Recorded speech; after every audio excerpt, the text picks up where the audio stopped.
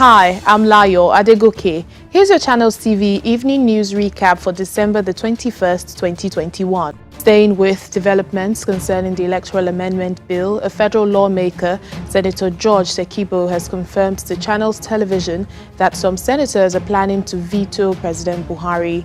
He said they have compiled 73 signatures to veto the president. The National Assembly will require a two-thirds majority to veto the bill into law.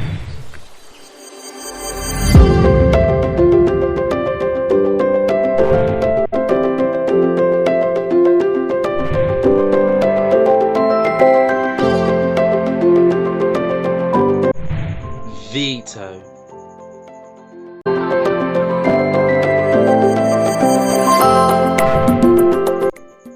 Veto.